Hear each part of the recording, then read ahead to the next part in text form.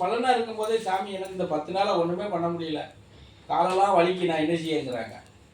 60 வயசுக்கு மேலே உத்தராட்ச கட்டை போட்டு நிற்க முடியும்?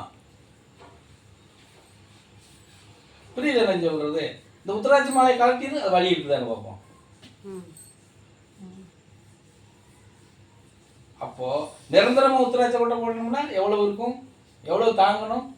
நிறைய பேர் ருத்ராட்சை போட்டிருக்காங்கன்னா அவங்களுக்குலாம் அவங்க அந்த உணர்வு கூட போட்டிருக்க மாட்டாங்கல்லம்மா, போலியா தானே போட்டிருக்காங்க. சிவனோட ஐக்கியமாகி அவங்க கொட்டை போட்டிருக்காங்க.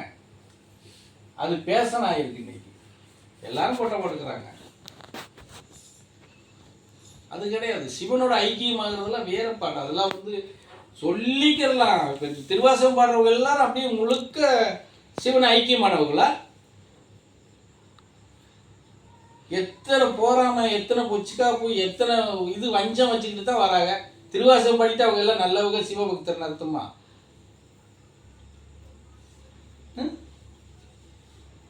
இப்போ பாவனாசிலிருந்து வர்றவங்க முத வரும்போது அப்படித்தான் இங்கே பார்த்து இங்கே உட்காந்து படிச்சுட்டு இருக்கும்போது பார்த்து கூப்பிட்டு மறுநாள் காலையில் உட்கார வச்சு இப்படி 50 பேரை உட்கார வச்சு விட்டு ராவுனே 3 மணி நேரம் ராவுனே மொத்தத்தையும் எடுத்து போட்டேன். என்ன நீ வந்து பெரிய பீச்சிக்கிட்டு இருக்கிற, சிவன் பேரை சொல்லி என்ன நடிச்சுட்டு தெரியலையே அப்படின்னு சொல்லி. அன்னைக்கு அடங்கினவங்க தான் இன்னைக்கு வரைக்கும் முன்னாடி நின்று எதிர்த்து பேச மாட்டாங்க. அவங்கெல்லாம் சும்மா அது பாடிட்டாப்புல அது நான் என்ன கேட்குறேன்னா, திருவாசகம் பாடுறவங்கெல்லாம் அப்படியே ஞானத்தில் படிச்சுக்கிட்டாங்களா? ஒருத்தர் எழுதி வச்சுதான் படிச்சுக்கிட்டு பாடிட்டு இருக்கிறதுல வந்து நீ என்ன பெரிய உத்தமின்னு சொல்லிட முடியும்? ஆணா இருந்தாலும் பெண்ணா இருந்தாலும் அதெல்லாம் கிடையாது. படிச்சு அது எழுதி வச்சிருக்கிறது ஆல்ரெடி படிச்சுட்டு ஒருத்தர் எழுதி வச்சிருக்கா, நம்ம படிக்கிறோம், அதை படிச்சு போட்டு 4 பேரும் சேர்ந்து படிக்கிறோம். அவ்வளோ அது ஒரு பொழுதுபோக்கு. வெளியில் சொல்லிக்கலாம் நாங்கள் திருவாசகம் படிக்கக்கூடியதுன்னு சொல்லி. புரிஞ்சதா? அது உணர்வுக்குள்ள இருப்பாங்களான்னா இருக்க மாட்டாங்க. திருவாசகம் படிக்கிற கூட உணர்ந்து இருக்கிறாங்கன்னு சொல்லி பார்ப்போம்.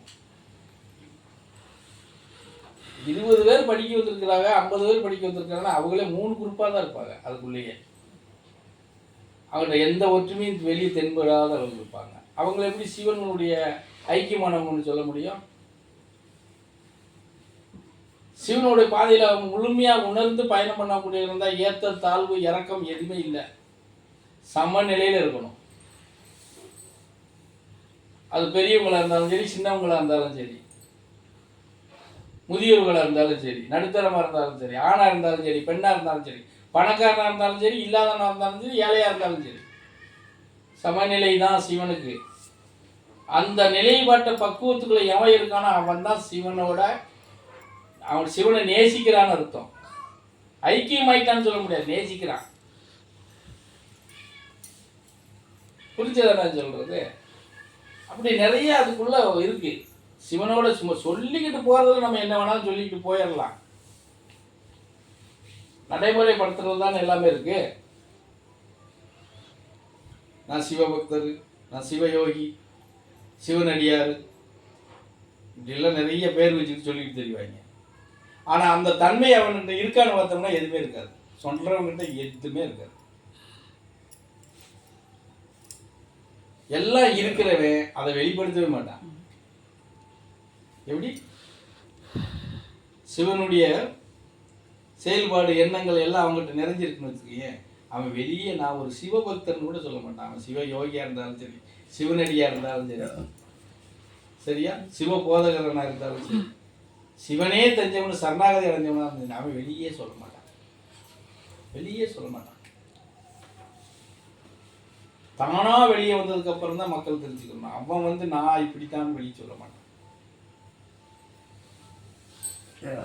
சொல்றவன் பூரா 420 நினைச்சுக்க வேண்டியதான். புரிஞ்சுதா? இந்த பரதேசத்துக்கு என்னைக்காவது நான் ஏதாச்சும் சாமியோட வேலைக்காரங்க தான் சொல்லிட்டு இருக்கோம். கண்ணக்கமெட்டியாரோட வேலைக்காரன், அவ்வளோதான். அதை தாண்டி நம்ம எப்போவாது இல்லை நான் அப்படின்னு ஏதாவது நம்ம வெளிப்படுத்தியிருக்கோமா? இல்லை அந்த தோற்றத்தாவது நம்ம எப்போவாது வெளிப்படுத்துகிறோமா? சில நேரம் வேஷம் போடுறேன். அது எதுக்காகன்னா மக்களுக்காக. வர்ற ஜனங்கள் இல்லைன்னா அவன் பார்வை வேற மாதிரி இருக்கும் இல்லையா? அதுக்காக சில சூழ்நிலைக்கு தகுந்த மாதிரி வேஷம் போட வேண்டியிருக்கு. காலத்துக்கு தகுந்த மாதிரி கோலம் நம்மளும் போட்டு போகணுமே, இந்த ஜனங்களுக்குள்ள வந்து நின்றுட்டுமே. உள்ள வந்ததுக்கப்புறம் நம்ம தனிமைப்பட முடியாது இல்லையா? தனிமைப்பட்டு போயிட்டா பிரச்சனையே இல்லை, யாருக்கு கவலையே இல்லை. ஆனால் கூட்டத்துக்குள்ள வந்து நின்றுட்டோம் இல்லையா? நின்னதுக்கப்புறம் அதுக்கு தகுந்த மாதிரி நம்ம சில சூட்சுமத்தை கையாள வேண்டியது இருக்கு. அவ்வளோதான், வேற ஒன்றுமே கிடையாது.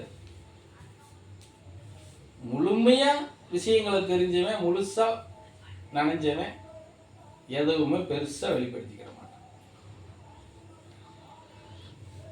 இந்த ஹெட்மாஸ்டர் சொன்ன மாதிரி அதை ஒரு ஐயனார்ட்ட தான் சொல்லியிருக்காரு.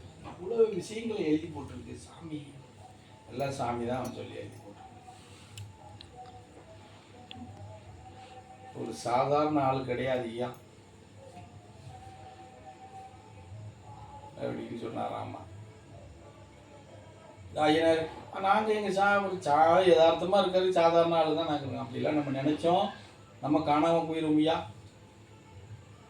அப்படின்னு சொல்லி சொன்னாராம். சில இதுகளை அவருக்கு தெரிஞ்ச அர்த்தமும் சொல்லியிருக்காரு ஐயனார்கிட்ட. இதெல்லாம் எல்லாருக்கும் வராது. முதல்ல தெரிஞ்சா கூட இதை இப்படி வெளிப்படுத்தணும்னு கூட யாரும் நினைக்க மாட்டாங்க. இவர் கொஞ்சம் தனிச்சு தான் தெரிகிறாரு அப்படின்னு சொல்லி. அப்படி விஷயம் தெரிஞ்சுக்கிட்டவங்களுக்கு மாத்திரம்தான் அதை வெளிப்படும். தெரியாதவங்கள்ட்ட வெளிப்படுத்தி என்ன செய்ய போகிறோம்? தெரிஞ்சவங்ககிட்ட கூட வெளிப்படுத்தணுங்கிற அவசியமே இல்லை போனாங்க. அவன்கிட்ட நம்ம யாருன்னு அவன்கிட்ட வெளிப்படுத்தி என்ன செய்ய போகிறோம்? புரிஞ்சுதா? ஓ, இப்போ 20 வருஷம் தாண்டி வந்துட்டேன். எங்கேயாவது விளம்பரம் பண்ணியிருக்கிறோமா, செஞ்சுருக்கிறோமா? சொல்லுங்க போ. இப்போ தான் நீங்கள் தான் என்னத்தோ பண்ணிட்டு கிடைக்கீங்க. அது கூட 4 பேர் திட்டுறேன், 4 பேர் என்னத்தோ வணக்கம் போட்டுக்கிட்டு இருக்கேன்.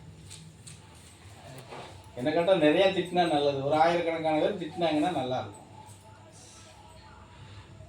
செலவு இல்லாத விளம்பரம் நம்ம பண்ண வேண்டாம், அவங்களே பிடிக்கிறாங்க. புரியுதா? அதுவும் செய்ய மாட்டேங்காங்க. ஒருத்தர் 2 பேர் திட்டினா அவனுக்கு போய் படுத்து கிடக்கான். அவன் நியாயமாக திட்டினா அவனுக்கு ஒன்றும் கிடையாது. அவன் தேவையற்ற வார்த்தைகளை பேச போய் தான் அவனுக்கு அந்த உடல் ரீதியான முடக்கங்கள் வருது. அது அதுக்கு நம்ம காரணம் கிடையாது இல்லையா? அது அவனே தேடிக்கிட்டது. சரியா? நாம் அவனை அப்படி பேச சொன்னோமா? இல்லை இல்லை இல்லை, அவன் அப்படி பேசுனதுனால நம்ம அவனை ஏதாவது பேசிட்டோமா? இல்லையே. இல்லை சாமி. அப்படி பேசுனா அவனுக்கு நமக்கு வித்தியாசம் இல்லாமல் போயிடும். விடுங்கப்பான்னு சொன்னேன்.